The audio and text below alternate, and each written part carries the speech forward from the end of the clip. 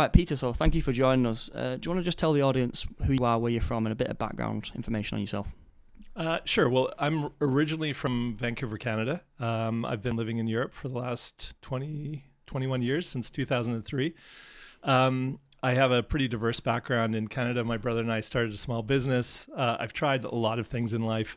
Came to Europe, started working in the corporate world, and then along the way, basically started educating myself around coaching. I wanted to develop as a leader, and found that I really enjoyed that work. And in the process of getting trained as a systemic coach, the trainer there basically said, hey, with your corporate background and business background and your coaching skills, you'd be great at doing leadership training and coaching executives and so on. And so that whole thing led me to doing what I do now, is a lot of leadership training for organizations. I coach people from entry-level managers right up to executives, but I'm also really passionate about coaching people privately. So I try to make a healthy mix. Obviously, the revenue comes from a lot of the business stuff, but I really like just helping anybody who's interested in finding their own highest potential. Yeah. So you mentioned there you were in like the corporate world, and then obviously you moved into sort of like the more coaching, like coaching managers and etc. But why the change? Why did you move from the corporate world and working in your standard job to why did you make that change? Well, I went from being an entrepreneur to working in the corporate world, which I never really thought I'd do. But then I found, whereas I'd learned a lot by, learning by doing, being an entrepreneur. And then I found the structure of the corporate world actually helped me learn more, some of the things that I had blind spots in. And then I got to a point where I was in a management role where I was reporting to the CEO, so pretty high up there. And I realized I have no aspiration to be a board member, to be, a CEO of a company. And so, it wasn't a Fortune 500 company, but, it's still 3,500 employees, not bad size. So I just realized that wasn't really where my passion was taking me. And I guess the whole I'd always been really interested in personal development, and I was really focusing on my own. Also in Canada, I was a basketball coach, and so I really enjoyed passing on knowledge and really reaching people who, in that case, it was reaching 15, 16, 17-year-olds, not only on the basketball court, but some of them, really having sort of a mentor role. So that was always in the back of my head to some degree. But then when I got the opportunity to actually learn some of the principles and then apply it and grow in that area, I really found like I sort of found my calling. Yeah, so you kind of channeled your sports background into the sort of business world. So you said like obviously you mentor people to like be in leadership roles, whether it's CEOs or managers of companies. So what are some of the things that they required from you in order to learn to become a leader of a team or a leader of a business or a venture like that? Do you mean for me to be in a leadership role or for me to actually coach people? So for you to teach them or coach them? Yeah. So I basically pieced together a lot of different trainings. I did a number of different NLP courses, and then I got my NLP practitioner. NLP is neuro-linguistic programming for anybody who doesn't know. For those who don't know, can you just dive into that a little bit before Yeah, so the neuro-linguistic programming, basically neuro being the mind, the brain, linguistic being, speech, and programming being sort of the habitual mental patterns. And what a lot of the benefit of NLP is it goes both ways. So one, as someone, you can use it as a therapist, you can use it as a coach. And so you can recognize by the language people use a lot of the programs, the beliefs that are sort of on the unconscious level, and you can really help them change direction when they've got a challenge or whatever. You can kind of see, most people create their own problems and challenges. And so a lot of those inner blockages you can see by the language they're using. So that's where NLP comes in really handy. There's people like British Darren Brown.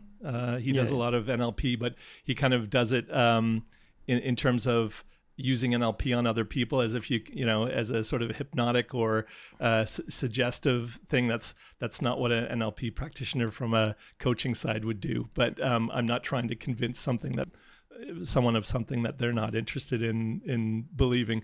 But it helps people overcome a lot of the negative beliefs that they have out of their own past. We, from the time we were old enough to think, we were, creating beliefs about ourselves, the world, and our place in it. And so what NLP helps is to help people recognize what kind of thought patterns and what kind of beliefs that you've established over the years. And then you can really work to change those. So I have that, and then I have also systemic coaching coaching certification. And systems thinking is something that I've been interested in for a long time, because in the world, most of our problems are complex problems rather than complicated problems. Are you familiar of the difference between complicated and complex? Act like I don't. Yeah, because a lot of people use those words interchangeably. And so a complicated problem or a complicated situation is something when you break it down into its simplest parts, you can kind of figure it out and put it back together. So, a mechanic in a car engine, you can take all the parts and then you can see which ones needs fixing, put it back together, and you can make it work again. Complex problems or complex systems have a lot of variable moving parts. So, the human being is systems upon systems. That's why medicine's so difficult, because you have all these different variables and it's really difficult to predict outcomes. And so the same goes for life. Anytime you have people, relationships, those are very complex because we have beliefs, biases, we have moods, we have all these different factors. And everyone's different as well. Exactly. Everybody's got their story that and some of the baggage that they carry with them, and they have assumptions, they have different ways of seeing the world. And so it makes for very complex situations. And so that's why I like to look at things systemically, and there are sort of 4 basic principles that are behind systemic thinking. So, and I should add, systemic is different than systematic. Systematic is, having a process-oriented approach, whereas systemic is really looking at things holistically, discerning parts of a system, recognizing the relationships between them, and then changing your perspective and looking at from different angles. So you'll zoom in and zoom out, and you'll just sort of try and look at things from different perspectives. And that helps give a very holistic view. And then the way you then approach complex problems is you do experiments and you try different things rather than having a sort of a cause and effect. You look at the different, you might have to, pull a few different levers to get the results that you want. And so using a systemic approach, I find, is really helpful, because we still in business or in life, we try to approach things, well, if I do this and I'll get this result. And a lot of times, it's not that simple, and then it might work for the short term, but in the long term, all these other effects that we hadn't considered come into play, and then we think we've got something sorted, and then as soon as some new variable comes into play, then it's all for. So you mentioned the four characteristics of systemic thinking. Can you just lead us through each one of those? Yeah. So. Looking at a system, so basically recognizing what system is at play. So people will come to me for coaching, and a systemic approach would be, let's say they have an issue at work. We'll look at the different people that are maybe involved in that situation. It might be colleagues, it might be subordinates, it might be the boss of a company or whatever, the different people that sort of make up that. And then you can also add into that concepts, like maybe there's a particular issue, there's an elephant in the room or whatever. And so you can look at all those different elements, and then you basically, the discerning the parts is recognizing all those, giving them names. And then you start to play around with that. Okay, what's the dynamics between this person and this person? And you start to discuss that and look at how that, and how, when you bring someone else into the situation, how does that change the dynamic? And so the first step is recognizing the system. So looking at the big picture, then discerning the parts. You can label them, give them names, and sometimes it'll just be a question mark because it's like, well, there's this problem and we can't figure it out, or there's this there's something about the culture already that someone can't define. So, but still, you, as best you can, you make discernments. And then as you sort of zoom into each kind of part of that system, so in this case, if it's people, you look at the different people, and then you look at some of the characteristics that they may have, how they interact with other people. And then when you do that for each part of the system and you try and look at things from that person's perspective and the other person's perspective, then you start to recognize the relationship between how each different part of the system contributes to this effect that you're having in the whole. So does that make sense? Yeah, so it's almost like a rabbit hole down a rabbit hole. Yeah. It can be. Yeah, exactly. Because obviously, like everything relates back to what you said before about it being complex. Because obviously that would also be very subjective in terms of, like, you know, dependent on who is viewing the recognition part to the dynamic part to then obviously elaborating and going further of, you know, the differences of people. That sounds like a crazy escapade. But what are some of the most common problems? You mentioned like blockages before that people have between, especially NLP or systematic thinking. What are some of the most common blockages that people, you know, have that you see when you're coaching them through these problems? Well, on a personal level, people will have, you know, a lot of self-doubt. So they'll think I'm not good enough or I'm not worthy. Some of the highest performers will have imposter syndrome. So they, you know, they've got, maybe they're fairly self-reflective, and sometimes to a fault. So they'll be, you know, they'll recognize the things that they do wrong and think that the whole world can see, you know, or they'll think, you know, if people saw the real me, they would not trust me. You know, they would never give me this kind of responsibility. And even though, you know, they've had a lot of success, they think it's just been luck. So there's a lot of that self-defeating conversation. We all have an inner narrator that talks about, you know, we go through life and this voice in the head talks about, you know, passes judgment or make comments or makes observations. And, but we have this, you know, some people, they have a very strongly developed inner critic. And so, they're constantly criticizing themselves. And then other people will have a very developed, inner judge. So they're constantly looking outward and blaming and, you know, making judgments on other people. So that's also a very systemic way of looking at it. So, you know, it's not just I'm me. We all have different parts of our personality. Psychology talks about the inner child, and that's just a sort of some beliefs that developed and a pattern of behavior that comes from our childhood. And you'll see adults living out some of that. You know, when I see sometimes if I hear of or see a manager who, you know, has these temper tantrums, and I can just imagine him, you know, in the grocery store as a kid, you know, on the floor, you know, banging his fists against until he got what he wants, sort of thing.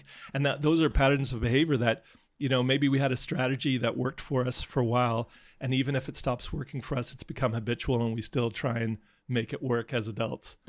So those are just a few things that come in. But yeah, everybody has their sort of their story and their history that they bring with them, and whether it's someone in the sports arena, you know, that whatever. Doubts themselves and can't get over a certain hurdle, or someone in, you know, who's a high performing executive. Everybody has their kind of history and their things, and they've got these strategies that have gotten them to a certain point. And at some point they'll get to a level, or they'll get to a size of organization where, you know, the stuff they used to do just isn't working anymore, and they've got to develop new strategies. Yeah, like you mentioned, obviously, like having the inner critic and that sort of imposter syndrome. How does the average person get over that? Like, is imposter syndrome something that people can get to a point where they don't have it, or what are the strategies to handle imposter syndrome for people who have it? Well, I try to look at the beliefs that. So as a coach, I don't really go into the past. You know, I'm not like a therapist who helps people work on their sort of their traumas or sort of childhood issues that they've had. But I will, you know, if someone brings it up, we can look at where the history of a certain belief is. But I'll do with different things. So some of the things that we can do to recognize our negative limiting beliefs is you can do journaling, but even just having a conversation with a coach or with a therapist. Talk therapy is so helpful, because once you start talking about it, it opens up this door, and language is a really good way to release that stuff, and you're kind of forced to listen to it and look at it. Journaling is also a really good way. And so sometimes I'll just give people the exercise of getting up in the morning and I had one client who was really frustrated at work, and he found it really building up inside him, and he said he was starting to take it out on his family. So I said, on your train ride home, just journal it all, write it all down. And so first of all, it's a release, and then you can start to look at the language and look at the statements that you continue to make over and over, and that will point towards some of the beliefs that you've got and that you've established. And so for someone who is doubting themselves, we can look at, they'll maybe be journaling and describing a certain situation that keeps coming up for them, and they'll judge that situation, or they'll judge themselves. And then, so I'll have a look at that, and we'll say, and then I'll look at, well, have you ever had a similar situation? How did you handle it? Or if you haven't had that kind of situation, tell me about one of your successes, because we're really quick to look at the failures, and we have a hard time remembering the things we did well. So the thing is, a lot of these people are successful, so they must have done some things right. And so I focus on the things that the challenges they were able to overcome in the past, and the strategies that they used, and sort of the resources that they had, because sometimes we will we'll recognize, this works for that, and they'll think it was just luck, and then instead of reapplying stuff that they've been successful with in the past, they'll get to a situation and it'll just for them seem so different, but you can still apply the same principles. Yeah, they kind of look for the failures. Like, I remember talking to a guy a long time ago about imposter syndrome, and he said, well, you only notice it when things are going bad. He said, like, that imposter syndrome, he said, like, sometimes there's like an optimum level of it, of like, most of your successes most likely came from having a healthy amount of imposter syndrome, to thinking, oh, well, I need to work extra harder, or I need to plan more, or I need to put things in place so I can achieve these goals. And he was making the point of, if you didn't have that force to tell you that, maybe you weren't worthy of this, he said, like, you wouldn't then put in the work to actually achieve things that you have already achieved. So it was a case of, he said, like, if anything, you want more imposter syndrome, but not to the point where it's at the detriment, where it's the complete detriment of, no matter what obstacle you're coming in front of, then obviously you're thinking that, oh yeah, I can't do this. It's not necessarily I can't do this, it's this is going to be difficult, but you can still quite manage it. I think the only danger to, like, I think it can be helpful to recognize the pattern in yourself, but whether it's imposter syndrome or any kind of label that, what's really popular right now is ADHD. That's something people have told me I've had. And the thing is, I don't see any benefit in a diagnosis, because I'm not interested in taking any pharmaceuticals, because who knows, maybe there's an upside to it that I don't recognize. But the same for imposter syndrome. It's great to recognize that, that's some kind of an inner strategy that you were using, because everything has its hidden benefits and its uses. Otherwise you wouldn't have developed that strategy. But the thing is, a diagnosis quickly becomes an identity and a label, and so a safety blanket as well. Yeah, then it becomes more difficult to get rid of, because then it's you associate it with it so closely to your personality and your identity of who you are. So that's one thing I just wanted to point out, that it's great to recognize it. It's not great to adopt it as part of your personality. Yeah. Great to recognize it, not great to like spotlight it almost. Yeah, 100%. So like, just moving on, sort of thing, it's to a slightly different topic. Obviously, you wrote a book which is called Rethinking Happiness. So what is rethinking happiness, and how does one go about rethinking their happiness? Yeah, I think it's a really important topic, especially in the day and age we're living in. When I think of, in North America at least, the highest levels of depression and suicide, self-harm. You've got so many people. Apparently, 1 in 7 men in the U.S. says they don't have one friend, and so I think it's really important topic. But it also comes from, I've had on occasion people come to me for coaching and say, I've done this, and this in my life. And so, they'll have gone to school, they've got their career, maybe they'll have a partner and family, but they've done all these things and then they're still not happy. And they're like, and the way they've approached it is like this box checking exercise. Well, if, okay, I've got the job and the career, now I need the partner, and then I'll be happy. Oh, well, then we'll need the kids and then I'll be happy. Or then I need the new house and the higher salary and then I'll be happy. And it's just becomes this box ticking exercise, and people start to lose that sense of their own values and what's important to them, and they externalize it all. And so the reason I look at it in terms of rethinking happiness, because I look at happiness not as this destination we get to, but I like to look at it as this feedback that life gives us.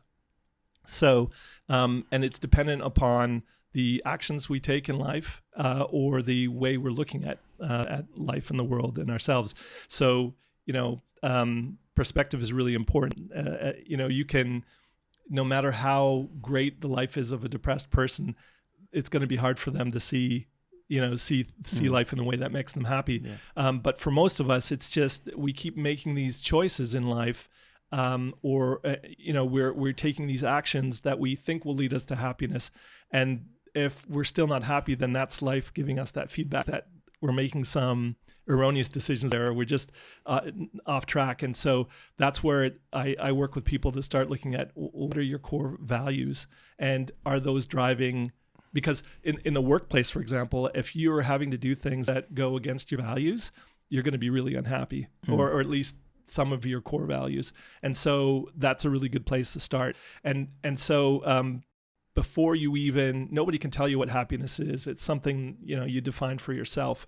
And so I really like to get people to reconsider what it means from them. And I think the great thing is a lot of people are starting to do that, especially younger generation. I hear a lot of managers talk about, I've got these young kids coming out of university and they only want to work part-time, and they want flexible working hours, and they ideally want to work from a remote location or whatever. But I think if they could be productive, why not? Because I think that is a generation of people that are looking at this balance of what's going to fulfill me, and as well as what's going to help me be productive and, have an income. So, I'm Generation X, but, I think there's still a lot of people even now in their, my wife was, she worked for years as a corporate tax advisor, and successful career, managed a team, did really well, was on her way to making partner. And she's like, I just can't, I've been slugging my way through this for 13 years and I still am not happier. And then, and so now she's completely changed her career. Yeah. And not a lot of people have the courage to do that, or they just don't have the economic means to do it. But at least once you can recognize the path you're on is not making you happy, the feedback that I'm getting from life is I'm definitely not happy, and it's not just the way I'm looking at the world, then it's time to start making some different choices. Yeah, I think you nailed it in that last little bit then. Like that the way I've, at least because I'm quite young, to be fair, so like I've not always had loads of time to think about happiness to such a high degree.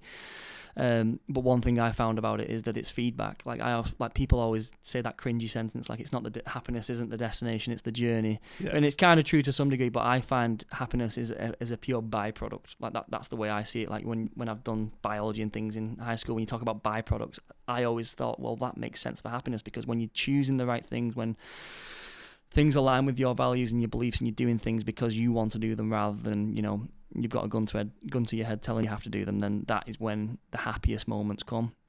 But I guess I just want to obviously that's always been a thing in terms of like happiness has never really changed. But in a world where, everything's so accessible, times and objectively never been better, why are we so unhappy? Well, I think we've kind of, this is why I talk about rethinking happiness, because I think whether it's the marketing or whether it's the examples we've had from other people, we have these ideas about what happiness means. And for some people, they just think, well, I know I'll be happy in this vacation, and I'll be happy when I hit this milestone in my life.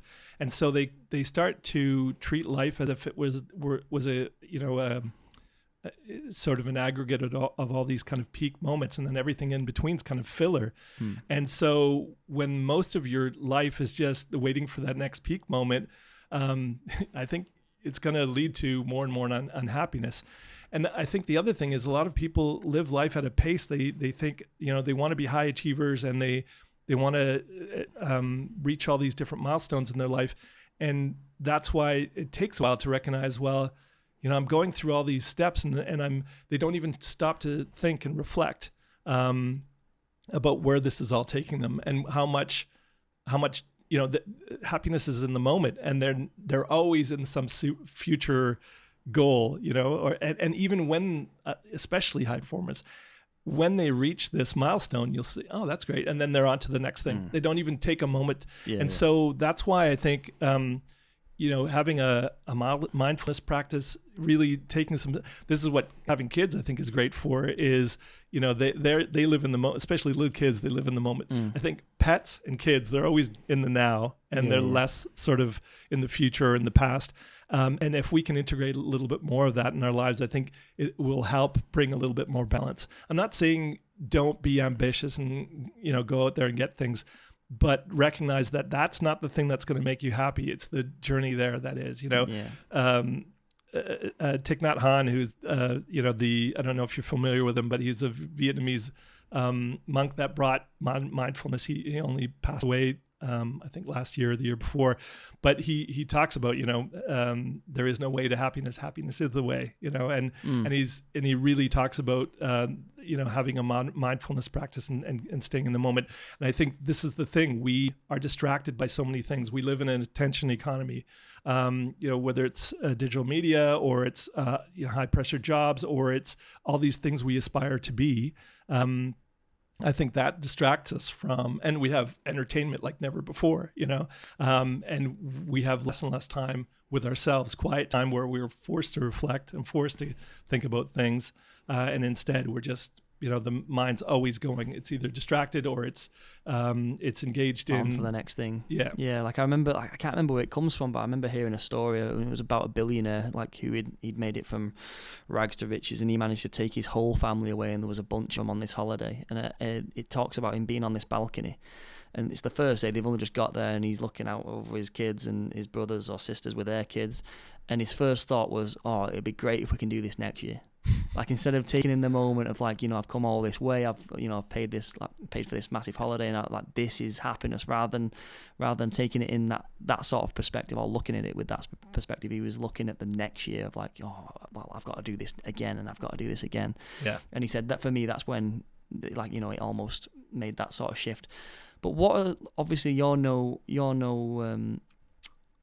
you've had problems in your life with different things such as depression and anxiety. So what were some of the things that were going wrong that you identified that were taking away from your happiness?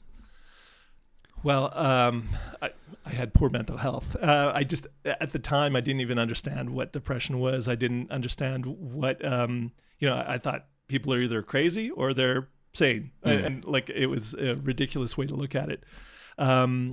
But through a different sequence of events, I basically, I think in life, people, you either make a change of your own volition, or a crisis will force you to change at some point. And for me, it was, my brother and I, we had a business together, really fun industry. We had a craft brewery, was successful. We had a craft brewery. So, okay. Okay. So really fun industry, and there was, luckily I didn't have an issue with alcohol, but a lot, very sociable, and so there were all these things externally. My life looked great, and my friends thought, wow, you guys have a great life. And but when I got home, I was unhappy, I was miserable, and I was ashamed, because there was really no reason for me to be. And so it got to a point that I really didn't know. Like, I think of these stories of these celebrities or musicians or actors or whatever who have wealth and fame and everything, and then they take their own lives. And I think that must be, you get to a point where you have everything and you're still not happy. How hopeless does that make you? Mm-hmm. And so obviously I wasn't at that level. I wasn't super rich. I wasn't, I was comfortable, but I for a guy in my late 20s, I had a pretty good life.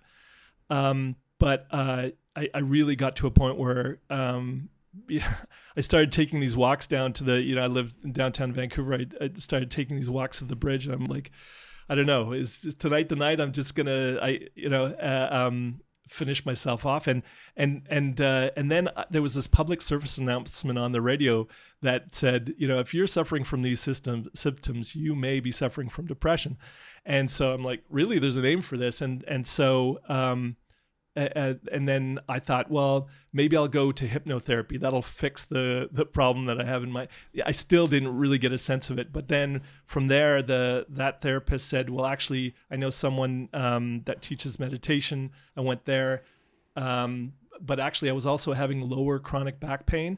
And I, as a last resort, started going to yoga. And at the end of the yoga sessions, we did a 15-minute meditation. And that gave me a little taste of, wow, what a different state of mind you can have. And then I started trying different types of therapy, talk therapy. I did some regression therapy. And look, it came out at the end that, I started to recognize that I had a pattern of depression since my first memory was when I was in grade 2, 7 years old. And so throughout my childhood, in my teenage years, I just kind of thought I was a quirky, odd kid. And I thought a lot of it was laziness. I was always told I was lazy. And so I thought, my depression, when I got so bad in my 20s, where there were days I just couldn't get out of bed, and I locked myself in my apartment for a whole day, I thought that was chronic laziness. And so that's why I think education is really important. That's part of the reason I wrote the book, and part of the reason I'm doing these podcasts is because now it's really acceptable to talk about mental health, and especially with men.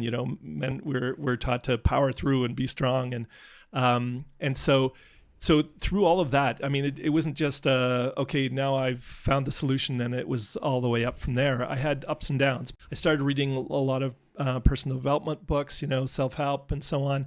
And I just learned as much as I could. And I think that's as much as anything is what motivated me to be a coach now, is because at first I didn't know, it wasn't until for me, a coach was a sports coach, in North America. The coaching I do now, I didn't even know about it until, probably 15 years ago. Mm. So, but yeah, that was my journey through depression. First of all, recognizing what it is, recognizing that it's something that can be fixed. And for me, there are different contributing factors. Over the years, I'm amazed at how many different things, again, coming back to the systemic nature of who we are, how chronic dehydration, if you're dehydrated too much, can lead to depression. Your nutrition's massive. Microbiome has a big contribution. And then there's, there are all kinds of environmental factors. But for me, I found the thing that really made the difference was changing my beliefs and changing my chronic ways of thinking. And that was the thing I had control over, and was able to change. And now I've integrated lots of other things, lots of other habits and routines to give me the stability, and even things like taking cold showers in the morning, and looking at my diet, making sure I drink enough.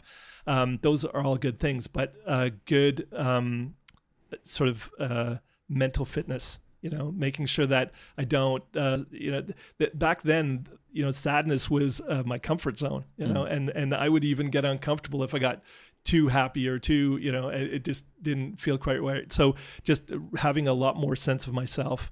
So it was a long road for me, but I in some ways I made it tougher than it needed to be. So yeah. So say if you got someone who came to you with pretty much all the symptoms that you had of, like, because that is, it's the male, not just every single male, but it's quite a common male experience for, especially in the UK and the Western world, a lot of males, with the depression rates.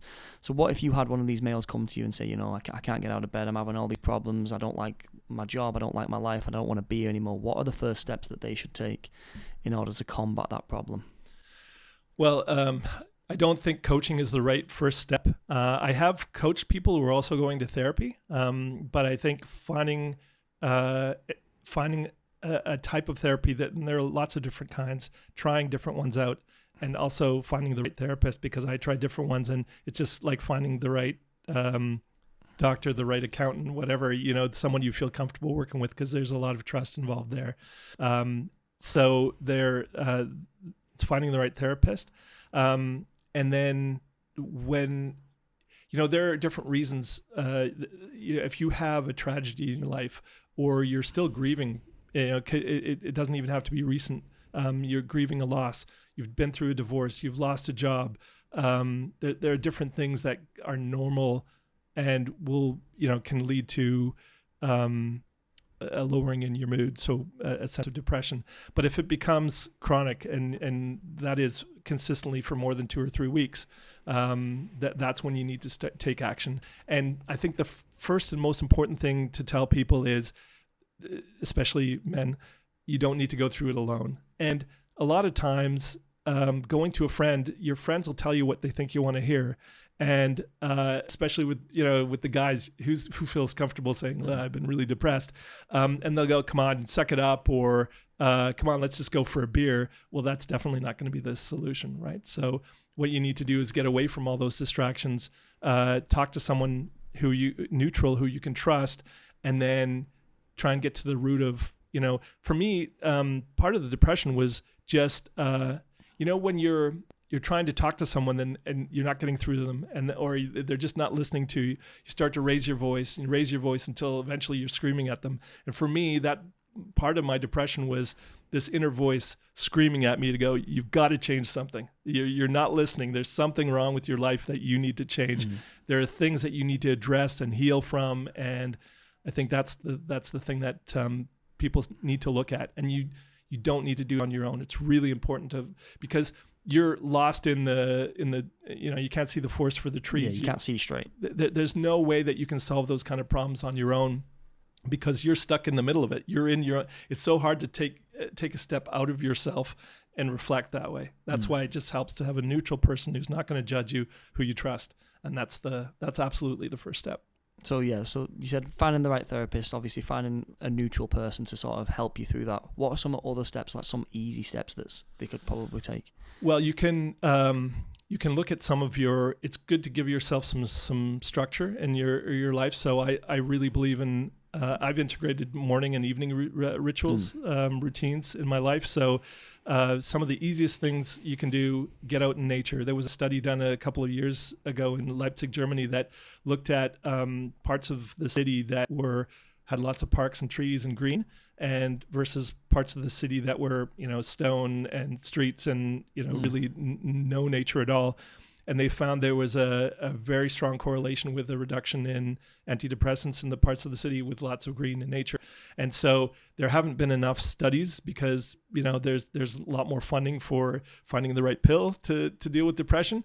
But getting into nature is one of the number one ways you can ground yourself and feel better. Keeping in motion, finding some kind of exercise, even if it's just going for a walk every morning. Getting your body in motion is a really big one. And the other thing, we talked about nutrition and hydration, but sleep is such a big factor. If you're not sleeping well, and a lot of people with depression will have issues with sleep schedule. Yeah.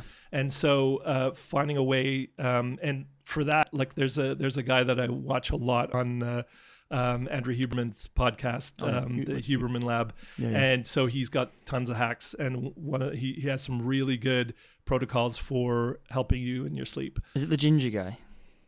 No.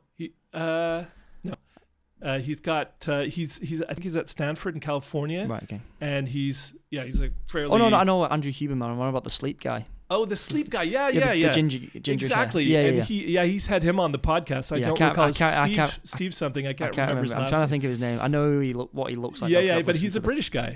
Right. Yeah. So he's a sleep guy. But Andrew Huberman has some, even separate from the interview he did with him, he has some protocols that he lists out for how to tackle sleep. Some of them are just simple things like, for one, don't use any blue screens and new devices, an hour before you go to sleep. Yeah. But before you go, first thing you get up in the morning, within the first, I think it's 30 to 60 minutes, get some natural light. Go outside, get some natural light. And the same thing before the sun goes down, that gets your circadian rhythms going. Yeah, so it's something I really try and do, but unfortunately here in this country, it's we severely lack. There's a reason we're vitamin D deficient in the UK. I live in Hamburg, Germany. It's similar, so it's in the north, but sleep's a big one. Yeah. So one question I want, obviously you were talking about a lot about environmental factors, how that can affect your mental health. Yeah. Which was very interesting, and it makes complete sense. And I've seen similar things as well. But how can your environment in terms of people affect your mental health or your happiness? Yeah, actually, this is a great segue into what I work with people a lot on, and that's their beliefs. And I look at 3 specific areas for where beliefs develop, and I use those to help change their beliefs. Right. So one of them is experience. So, things from our past will have had us develop certain beliefs. Sometimes they only need to happen once or twice. I had a client and she's like, this always happens to me. And then when we traced it back, when we looked at the source of, her belief and the way her kind of life unfolds, it had happened twice, Right. but she came to this belief. And so you'll have these different experiences. And maybe one example I give a lot is, someone will have an issue with public speaking, and maybe they'll have been made fun of as a kid, or maybe they had a bad experience as a young adult, or for whatever reason, they came to that belief that they're either they're not good at speaking in public, or, something bad is going to happen. So you can create a new experience, talk in front of just a small group and then a bigger group, and be really practiced in the material. Talk about something you really know about without having to think about it, and from there you sort of build up new experiences, and that'll help change your belief about that. Environment's the other one, and you just talked about environment. And environment can be everything from the type of media that you take in. I remember when I left Canada, backpacked through Asia, I didn't have access to TV at all, so I almost never saw the news. And then when I came back and I started, watching CNN, I started to realize, wow, I felt a lot better when I didn't watch the news every day. Negative. I noticed that in the pandemic, because obviously every day you were looking at the death rates and the newest vaccine and how this affects you. And I remember just from that day until now, probably 4 or 5 years, I've never watched the news again, because I'd realized on that day how I was almost getting up in the morning thinking, right, let's chuck the news on to have a look at how bad the world is, and I was like, yeah. I had the same experience during COVID, and I think a lot of people did. And you once you have this constant flow of negative input, especially when it's lies as well, that made it even worse. Yeah, exactly. There was a lot of misinformation. Let's call it that. Yeah, exactly. So we don't want to go down that rabbit hole, but so environment, and it could be if you're surrounded with a lot of people who complain a lot, or if you work in a workplace, and I know not everybody can just up and quit their job, but if you work in a workplace where the culture is really negative, it's really tough to be happy, and you'll start to internalize a lot of these negative things. So it's not just the self-talk, or it's not just there are experiences, but when we hear people say things over and over, you start to believe it yourself, right? So making sure that if you can't control the workplace, at least make sure it's counterbalanced with making sure that the people that you're surrounding yourself with, whether it's friends, or make sure you're with the right partner, and make sure that's a healthy, supportive relationship. Even family, you can love your mom, but if she, sometimes you just have to have some distance, or you don't have to see her every day, sort of thing. And I'm not telling people what the right thing to do. Everybody's situation is different. So environment is a huge component. And then the third piece that contributes to people's development of their beliefs is chronic habitual thought. And so that's one as well where, when you have depression, you develop some really negative thinking habits. But even day to day, there are certain situations that will trigger automatically certain negative thoughts. And the way your brain is wired, as soon as you think certain thoughts, it'll attract similar ones and more. And all of a sudden you're in this whole That's tornado. like ruminating over something, yeah. like constantly chronically thinking about it. Absolutely. And the way I help people with that, I mean, you didn't ask the question, but I'm happy to tell you. I actually use affirmations, and when people talk about affirmations, they kind of roll their eyes and go, well, that's just looking in the mirror and telling yourself, I'm good enough, I'm smart enough. But I actually use it in a very focused way. So, I talked before about journaling. So we'll look at some of the language that people use, and I'll say, so give me some statements about a certain topic. And then we'll recognize that, and then we'll create together a statement that says the opposite. So the affirmation needs to be said as if it's already true right now. It needs to be believable to you, and it needs to be said in a positive, not a negative. So it's not like this doesn't happen to me anymore, or I'm not this anymore. It has to be in the positive. I am this, or if you don't believe I am, or I can, or you can, I believe it's possible is maybe the first step, right? So what will happen is you'll start to, when these thoughts come, you'll have the statement ready to go. And then it'll be like a mantra. You just keep repeating it, and you'll find that it starts to fade away. And when it comes back, you do it again, and then you rinse and repeat, right? So, and then you'll find that eventually that fades into the distance, and you won't have that set of ruminating thoughts anymore. And then you can start to make statements for all of them, and you can sort of break that habit of negative thinking. What are some of the most powerful examples? So you're sort of talking about reframing the way you talk to yourself. It's like an unconscious thing, and then that enables you to act on X, Y, or Z. But what are some of the have you seen any like really powerful examples of that, like in real life? Of people changing? People completely changing what they're saying, and then that actually working out for them. What are some examples? Yeah, absolutely. So everything from how much people getting promotions, how much I've had the experience myself when I because everything that I prescribe or everything I recommend, I use on myself. But it seems like coincidence. But I was in a situation, this is before I was coaching, but I started using affirmations about, I was chronically worried about money.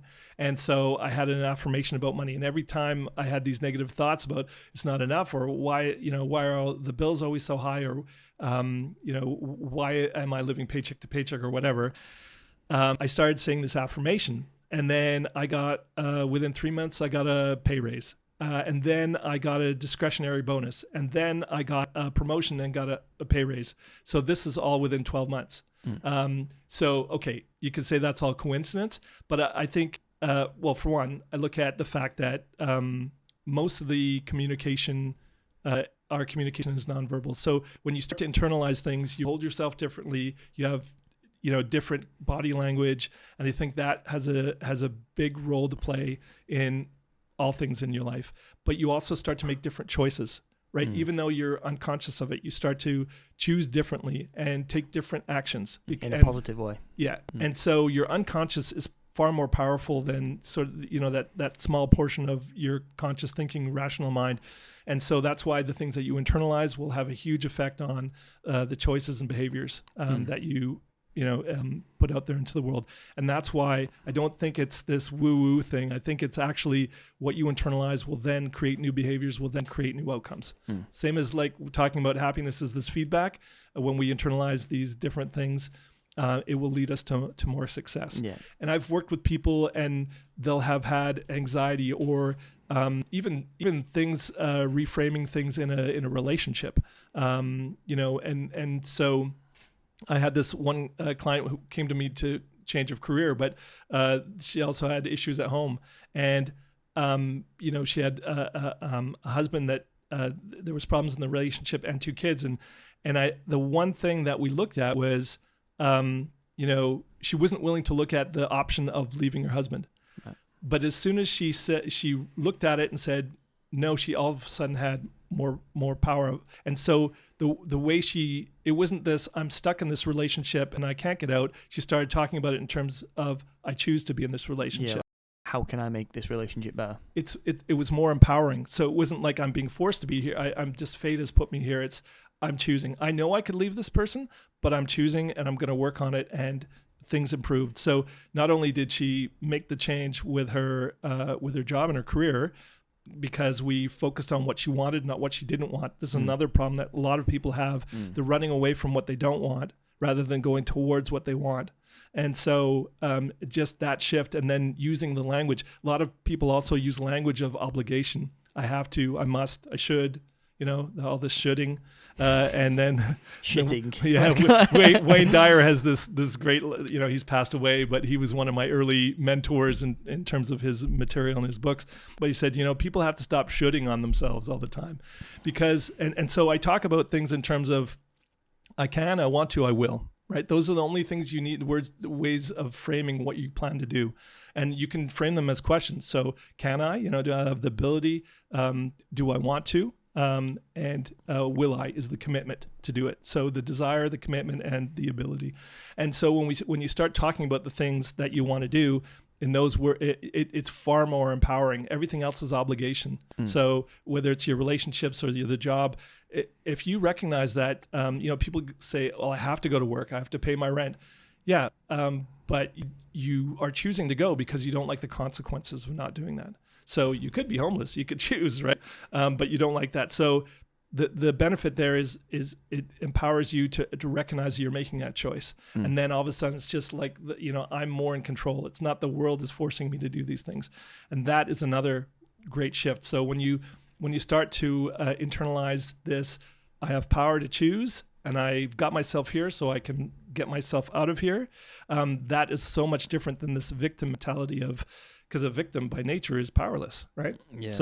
So that is also a way of talking to yourself and making sure that you're going to make more empowering decisions and choices. Yeah, I guess it all falls under the sort of underlying message of like the law of attraction almost, or even like Newton's third law of motion, where like for every action there's an equal opposite reaction. So whatever you put out there, you will get that. But in terms of when people, obviously for the average person, when they're struggling with these sort of things, is it completely possible for them to start reframing it in terms of just the sentences, what you're saying? Like what are some other methods that they could do rather than saying like, oh, I can't do this, or like, I'm never going to do this. They can start saying, I can do this, I should do this, or whatever.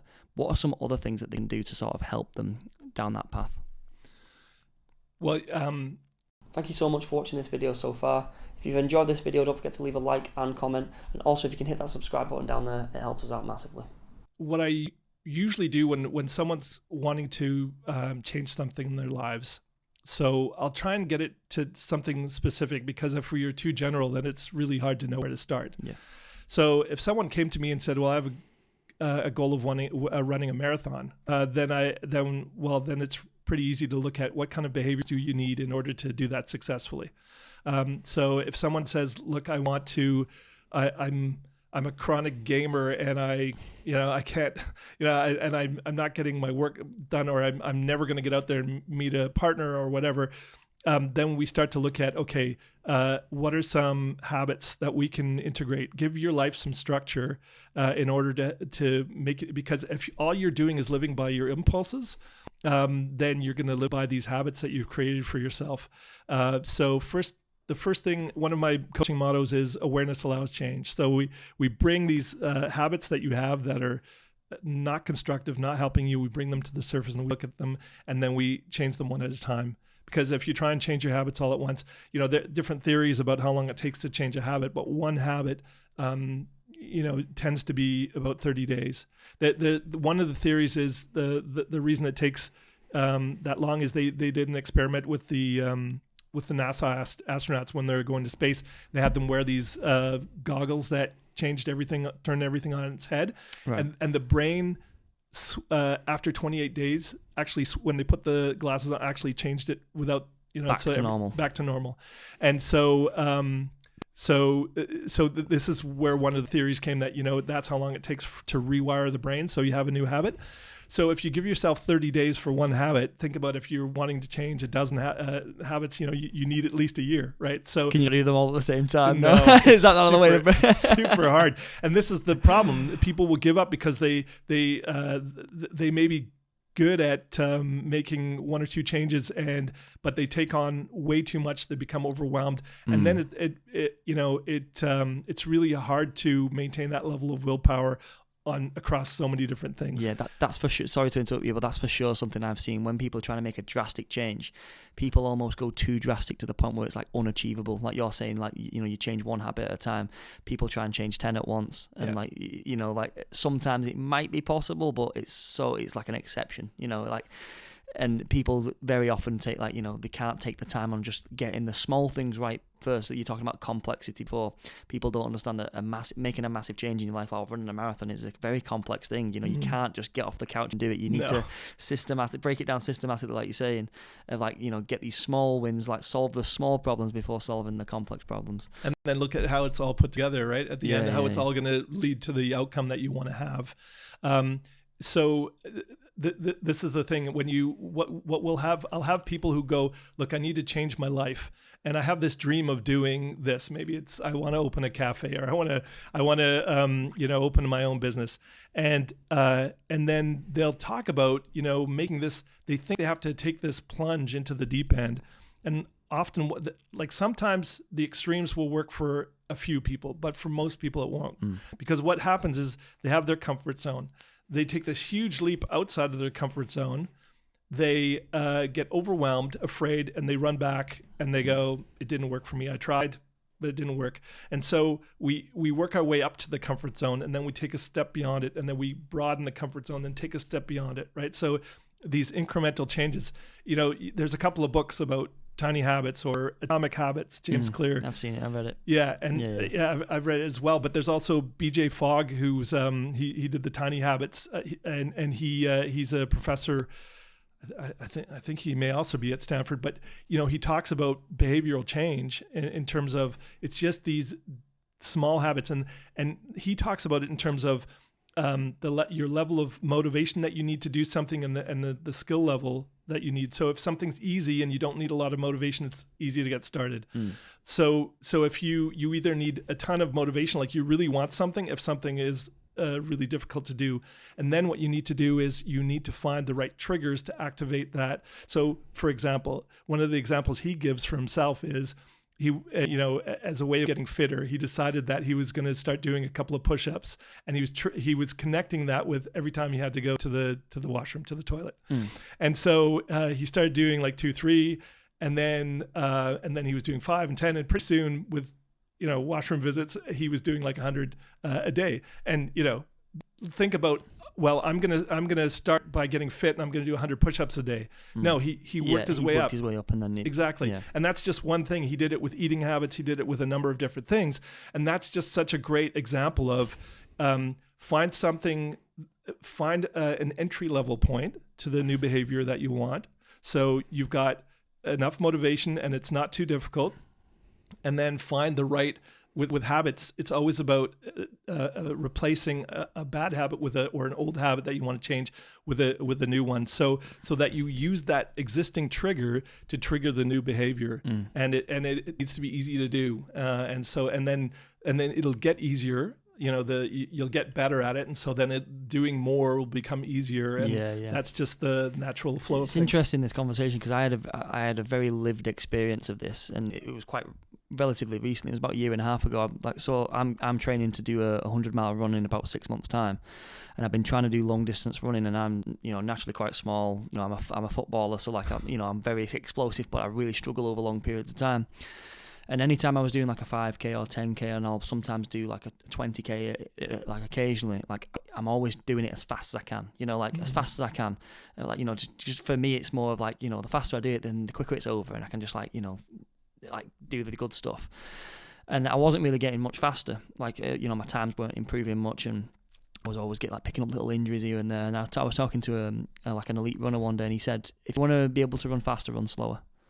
And I was like, well, how is that ever going to work? And he goes, because as you build it up slowly, you'll start to, sort of accrue a more positive relationship for a start, because it's like the long game. Think of it as a marathon. Right now, you're just sprinting, trying to get to the marathon, trying to complete a marathon. He goes, if you just take it slow, it's like slow and steady wins the race sort of thing. Yeah. And it was true. Like, like now when I go out for a run, I don't go hell for leather all the time. I'll have days where I'll go a bit quicker, but then I'll have days where I'll slow down. And now I not only enjoy running, but if I was to run a 10K now, or run a 5K or whatever, any sort of run, I'd run it far faster than me training to, do it fast every time, that old person. So, yeah, like it's interesting to sort of get that. Like, have you got like a lived experience of doing something like that where you've managed it over, a short period, a long period of time, rather than trying to cram it all into one? Yeah, most of the changes I've made in my life have been incremental changes. Did you always know that, or is that something you had to learn? No, I had to learn it for sure. And sometimes it was just, what do I keep failing when I'm trying to change and improve myself? I know all the theory and I'm still not getting there. I got fully certified as a coach. It's just over 10 years, so 2013. And, through that process, I learned a ton. And also recognizing it's not just the physical habits that you change, right? So, you understand muscle memory. So, how many repetitions it can take for your body to remember to do things a certain way. So there's the physical repetition, and then your body starts doing it automatically, but the mental part of it as well, right? And so I think that's the thing I've had the most practice with, is internalizing new ways of thinking. So being self-reflected enough. So for me, a lot of the change was the mental changes, because I had so much baggage there. But recognizing that, okay, this is self-defeating behavior, and it's coming from these thoughts, and so I'm going to change it. I'll give you a really basic one. One place, even when I've improved all other areas of my life, the one place I really struggled was playing basketball. I still have sports, because it's live, it's dynamic, and under pressure you can get overwhelmed. But I'd stopped playing basketball, after high school, so there wasn't really a lot of opportunity. And then in Germany, they have these club systems, so I started playing again in my 40s. But I would find myself, once I missed one or two shots, I would be, I'm not going to shoot anymore. And I would find myself developing this really negative self-talk. And so I went back to my affirmations, and I looked at, okay, what can I tell myself every time that I have miss a shot, or I hear my inner voice getting self-critical. And so I like to make my affirmations rhyme. It helps me remember them better. You don't need to do that. But I started telling myself, you need a positive voice to make a better choice. You need a positive voice. And that all of a sudden reduced my negative thinking. So, and that changed my behavior, right? So for me, and I'm not saying it has to be that way for everyone, but for me, I start with my thinking habit, and that usually leads to a new behavioral habit. But there are other things, like the way I start my day. I start by meditation and some form of movement, whether it's yoga or walking the dog, or I used to run a lot more, but I'm saving my knees for basketball as long as I can. But those things that you do first thing in the morning, before your brain kicks in and your old habits kick in, you start your day, and you start with a few things that really empower you. That's a really good way. And then I have rituals at night. I have this process of gratitude, because that puts you in a really positive. It's really hard to be miserable when you're grateful, right? And so, and I try and be specific in my gratitude. It's not just, well, I'm grateful for my finances are good. I've got a good roof over my head. I try to be very specific with things that have happened that day. And this process of reflecting, if there's something I was unhappy with during the day, I will run it through my head as if it was something that I'd done. And so I'm actively teaching brain. So for me, a lot of the habits are mental. They start mental and then they translate into the physical. And the best times for me to do it is not in the middle of when I've just had a frustrating experience, or and that's the other thing. Recognizing which state you're in is really, really important too. That actually reminds me, if I can give you, there's a process that Tony Robbins uses that I think is really good. Cool. He talks about your story, your state, and your strategy. Right? Are you familiar with this? Yeah. So the first thing to control is your state, recognizing the state you're in, and you can change your state through. We talked about drinking some water. If you're not hydrated, you can be really tired and it affects your mood. Listen to some music, go for a walk, be in nature. So your state is something that you can take some breaths. Breath work is another super important one that we haven't even touched on yet. So make sure you get in the right state first. And then you can, because your state will help you then be reflective of what strategy am I going to implement, or what strategy do I usually use that's not working for me, or whatever. But what happens is your story will dictate your strategy. And so he usually asks this question: what's got to come first? First, it's the state. Then you can work on your story, and then you will develop a new strategy, right? And so that's one paradigm, one way of looking at things. You can use that 3-step process if you're trying to change habits or trying to change the way you work. Yeah. Is that helpful? Yeah, definitely. 100%. Okay. Just to go back to the breath work, because that's something quite important. What is the optimum breath work that someone can engage in on a daily ritual or habit? Yeah, well, the breath really helps center you. When someone's in panic, the first thing you do is you tell them to breathe. Yeah. So breath can be, not only is it good for your mental state, your body, but there are a couple of different. You can start like a breath meditation is really simple, where you can just breathe in through the nose and then out through the mouth, and just try that for like 3 to 5 times in the morning, and you'll find it totally relaxes you. Or any kind of, you're in a stressful situation, just that simple, conscious way of breathing. We never think about our breath. And when you just think about taking it in through the nose, warms up the air as it goes into your lungs, and then exhaling it through your mouth gets the diaphragm working and gets it effectively out of your lungs. So those deep breaths. But there is box breathing is a really good conscious way of breathing. So it'll just be sets of 4. So you breathe in for a count of 4. You hold it for a count of 4. You breathe out for a count of 4, and then you pause for a count of 4. So that's the box. Is that the Navy SEAL one that they do? I think it's the Navy SEAL one. That one. I think that's the one they do. They may use box breathing. There's one practice I've been doing. It's a little more extreme. Not everybody is up for it. But are you familiar with Wim Hof? Wim Hof. Yeah. The Iceman, the crazy guy. So I found when I feel like myself coming down with a cold or something, I do is breathing. Like, I don't do it daily, because I find when I do it too regularly, I start to get my tinnitus. It acts up, so I get a ringing in the ears. But doing it occasionally, that really helps me, and it clears my head. What is the Wim Hof exact? Yeah, method? So the Wim Hof method is it's a fairly intense breathing. So it's just mouth breathing, and you do 30 to 40 sort of like gasps. Yeah, it's like really it's breathe in fully, breathe out fully, but you don't stop. You don't pause between holding it. So you're in as fully in as quickly as possible and fully out. And for some people, it almost feels like hyperventilating. And so then you do that for 30 to 40 times. Then you fully exhale, and then you hold that out breath as long as you can until you have to take another one.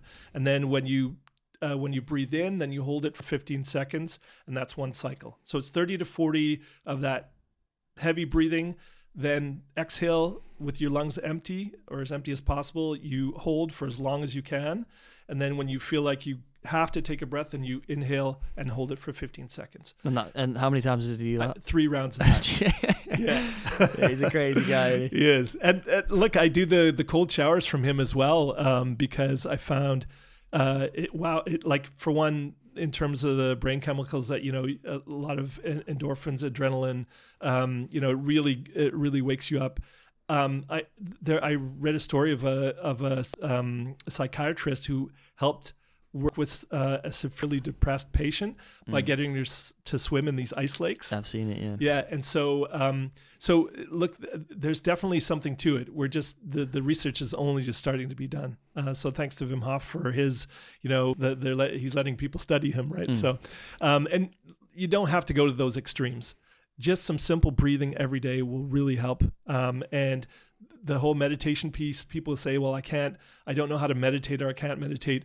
Anybody can meditate because we do it naturally. You can going for a walk and just kind of your mind goes blank, or you're washing the dishes or whatever. You can get yourself in a meditative state, and all it is just getting some separation between you and your thoughts. And the first step is the breathing. The breathing is the first step, and then when you make it a habit to find some times to pause from that never-ending, relentless, stream of thoughts that you have through your mind. When you take those breaks, it makes a huge difference.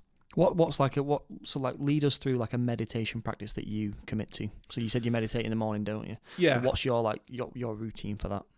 Well, I have an app, Insight Timer, that I use, and I do 25 to 30 minutes a day. And so I'll start with some breathing, and then it's basically I sit and I become the observer of my thoughts.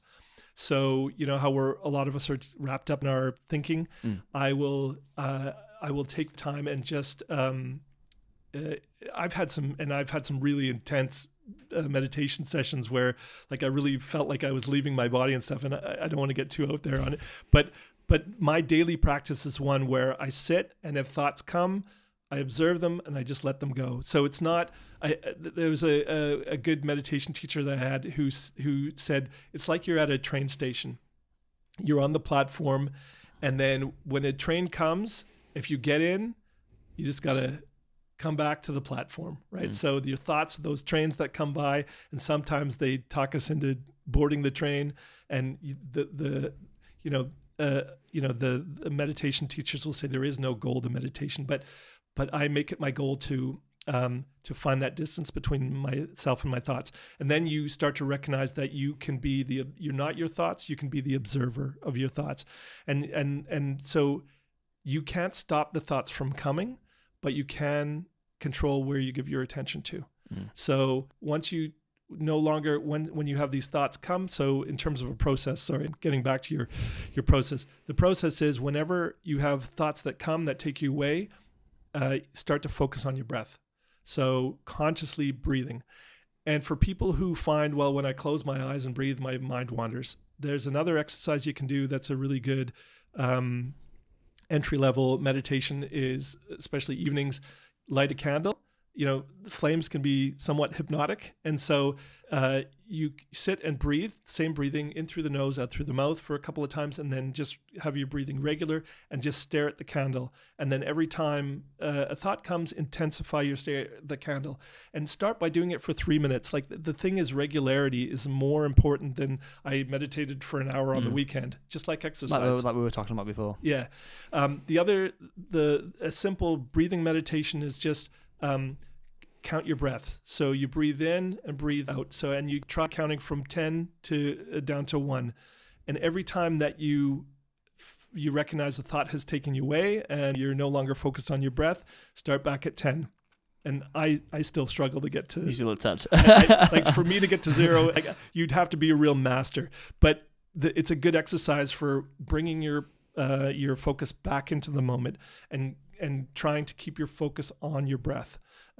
So it's either that counting down your breaths or the candle meditation. Those are really good sort of entry level ways of meditation. And I would like to say a lot of people will want to go to these guided meditations.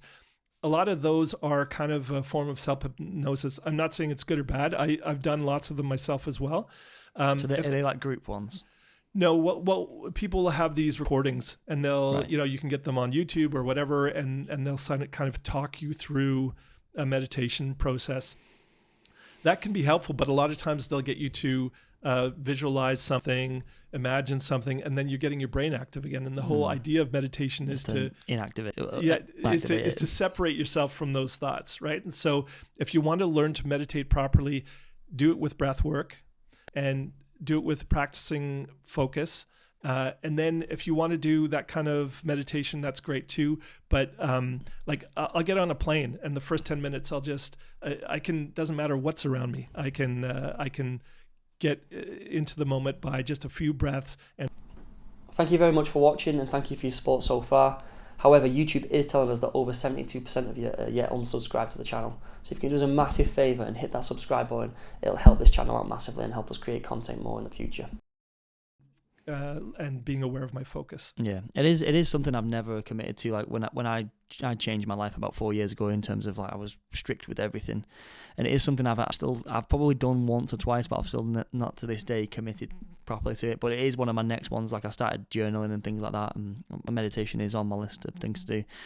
But one thing I found interesting when I was looking into your book was one of the most important things that you say is that about the evaluation process of, someone evaluating their happiness or where they are in life. Yeah. So what are some of the key questions people can ask to evaluate where they're at in life in terms of their happiness or, what they truly value? Well, the first thing I would say is because happiness is in the moment, how many moments of happiness if you think about the last couple of days or last week, how many moments of happiness can you recall? I think that's one way. I use a process with my coaching clients because it's a very holistic way of looking at a person's life. So it's called the Wheel of Life. I didn't obviously invent it, but it's kind of this pie chart. So it's a circle and you'll divide it into, typically it's 8 parts. And then I'll get people to think of sort of what are 8, if you were able to put your life into 8 sort of categories, and people will come up with relationships, family, career, maybe hobbies or lifestyle or health or whatever, finance. You can choose what are the sort of constituent parts that make up your life. And then we put that in this pie chart, and then you'll rate them from 0 to 10. So 10 is it can't get any better, 0 it can't get any worse. And then we'll look at the different parts. So, you'll have one thing that's a 9, another thing is a 4, and so on. And so I'll go, well, which one of these things, if you could pull a lever and make that go up 2 points, what would that do for your whole life? And so that really helps to sort of pinpoint the area that's dragging things down a little bit in life. So that's one way of looking. I start every kind of coaching process with a measurement, so we can look at not only how far people have come, but also to sort of it helps people track their progress and recognize it gives them like a perspective forward of where they are and where they used to be. Going. Yeah, exactly. So that kind of a measurement is helpful. Obviously, that it's subjective, so it can depend on your state and the mood that you're in when you're evaluating it. So that's a really good one. The quality of the quality of your thoughts is a really good one. So just taking an inventory of what do I believe about myself, about relationships. This is a big part of the book is helping people develop a personal philosophy that is a set of beliefs that they've reflected on, that they've then integrated into what their own personal philosophy and that they live by. I still now, and this has been a life's work for me since my early 30s, is putting together this, and I continue to work on it. But I'll have a situation and I'll go, I'm not sure what to decide here. What does my philosophy tell me about that? And then it just gives me some place to anchor, right? And so when I look at so if you use journaling, for example, and you start to recognize this theme and you recognize that's a belief I have in my life, then I look at the utility of that belief. Does that belief support my happiness? And so with everything in life, we can look at, are the choices I'm making getting me closer to or farther from the happiness I'm looking for? Yeah. And that's why the first step is always define what happiness means for you. Right? Yeah. And that will then help you know if you're getting closer or farther away. And then you can start to recognize what authentic happiness means to you. And you can start to realize that first of all, it's an inside job. It's no matter how many shiny things I got around me, or how great a partner I have, or whatever, how great a job or title I have, that's not going to be the thing that makes me happy. The thing that makes me happy is going to be that I've sorted myself out internally. I'm healthy. I have a healthy way of thinking. So healthy means, physically and mentally healthy. And usually there's some kind of a spiritual practice. And I don't mean you need to be religious. I mean, in German, they talk about, when someone has a mental illness, they talk about it as a Geist is like your spirit, right? Right. Okay. And so they look at it, it's kind of the emotional center. So you can look at spiritual as your emotional center, rather if you're not if you're not a religious person. And so I think that's another really important aspect. And like I say, I look at things systemically. So it's not just one, if you do this, you'll get this. Yeah. There are lots of moving parts. It's very complex, like you said. Yeah. What are some really quick questions? So obviously people who, aren't yet going to a coach to help them, or aren't yet going to a therapist, what are some quick questions to help them quickly evaluate whether they need that sort of help in their life, or whether they're struggling with happiness, or struggling, with whatever's going on in their life? Well, there's two basic things. So is there something I'm trying to get to in my life and I don't know how? So that either there's some things in my way, or I don't know the right steps to take. That's a good way. That's a good thing to work through with a coach. The other thing is I don't know what I want. I'm unclear. I'm trying to sort out, what can I even do with my life, or what do I really want, or what's going to make me happy. So finding clarity and finding a path forward. I think those are the two sort of real general buckets that are really great for coaching, because coaching is this process that I accompany people on this process of change. A lot of people call themselves coaches, and they're a nutritional coach and they're a financial coach. And the thing is, a lot of times, if you are giving people recommendations for what to do, you're more of a consultant. And there's nothing wrong with that. I think coach is just such a trendy term that people use now. But coaching, as I understand it, is someone who I don't need to be an expert in anything. All I need to do is have the right tools and ask the right questions.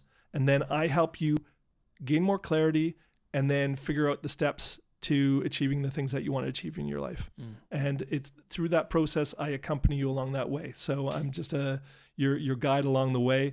And I can never, there's no way that I can tell you the right answer for you. But I am confident as a coach that answer is within you, and I will help you uncover it. A lot of the things when you're asking questions like that, a lot of it comes back to like gratitude of what you have and what other people perhaps don't have, and how lucky you are to be in the position that you're in. What are some ways that people can practice gratitude in order to help them find that happiness or find that sort of meaning in life? Well, gratitude is a great practice. For changing your state. And there's a few different ways to do it. So you can try and remind yourself on a regular basis the things, you can look for things to appreciate during your day. You can set that as a goal for yourself. How many things can I appreciate today? That's a gratitude practice. Some people have a gratitude journal. So they'll, whether it's in the evening, or some people like to do it in the morning because it starts their day off in a positive way. For me, I just take things to reflect on, and I do that as I'm going to bed at night. I run through some, I scan the day for some things I can be very specific about that I'm, like I said before, being very general, that starts to get repetitive. You can say the same three things every night.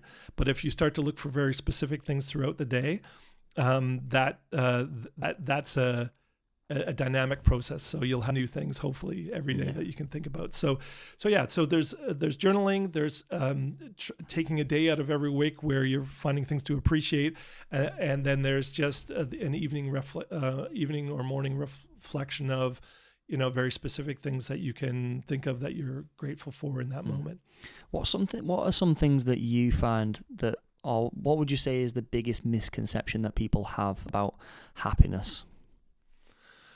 Well, that it's the biggest misconception. And even though people say they understand that's not the case, but they still treat it like a destination. They still treat it like, okay, when I get these things, or when I do these things, or when I am smart enough, or when I have the right circumstances, I will be happy.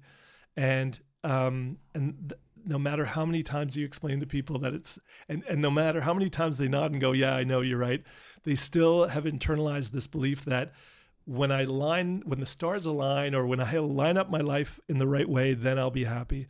And it's, I keep reminding people, it's an inside job. You sort out yourself internally, and no matter what the world throws at you, you can still find ways to be happy.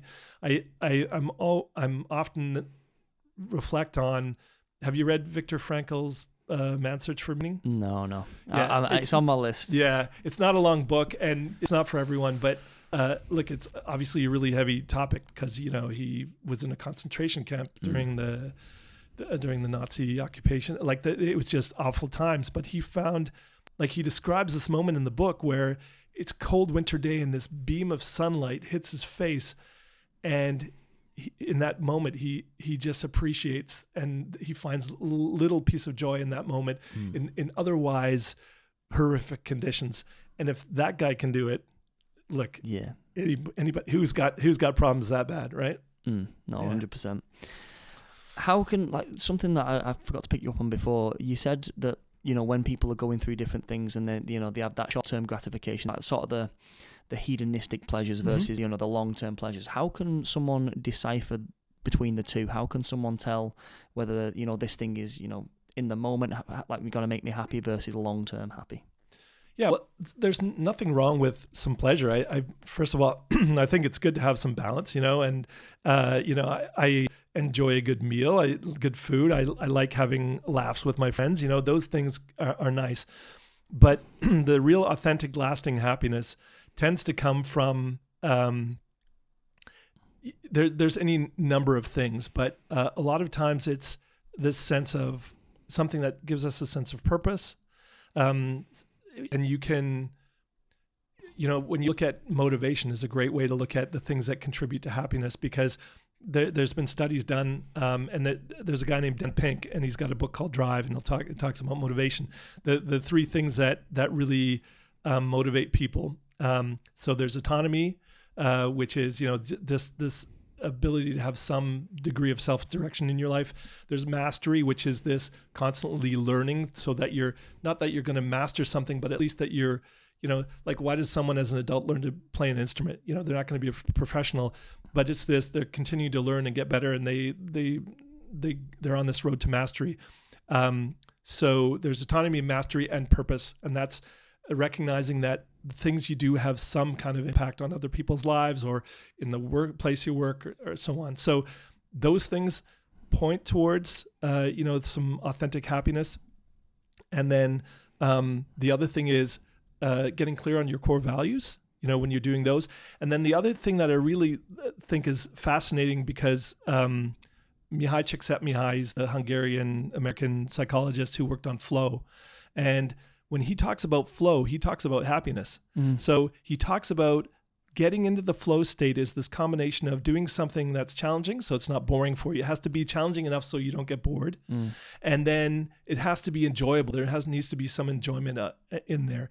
And he talks about it in terms of, that when you do that challenging thing, that's also interesting for you, that's fun, you'll find happiness in that moment, right? So again, language is difficult because happiness is going to be different for all of us, but you look for those things that point to what happiness is, right? And so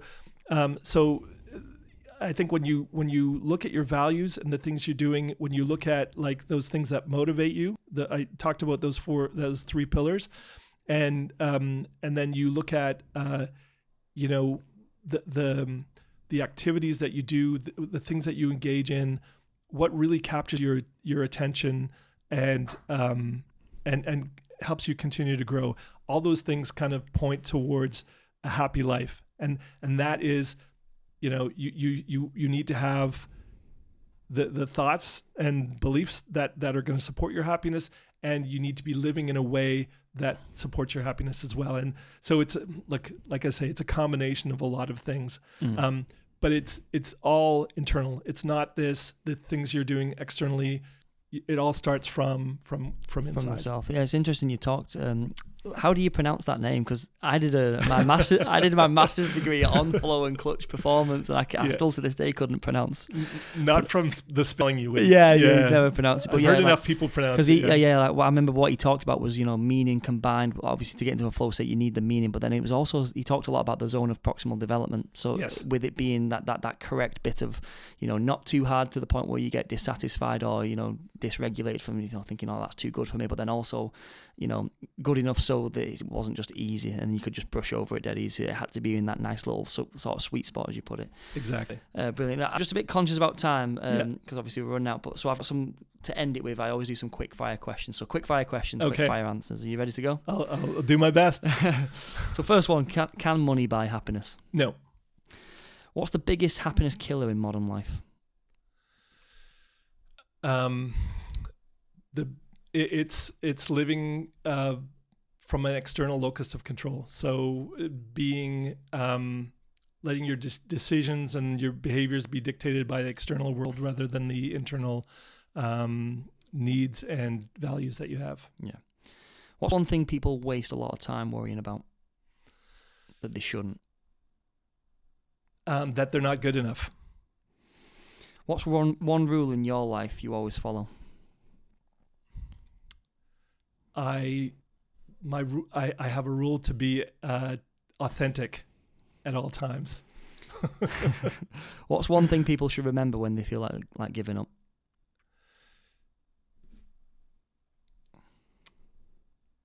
It will always get better. There will always be better times ahead.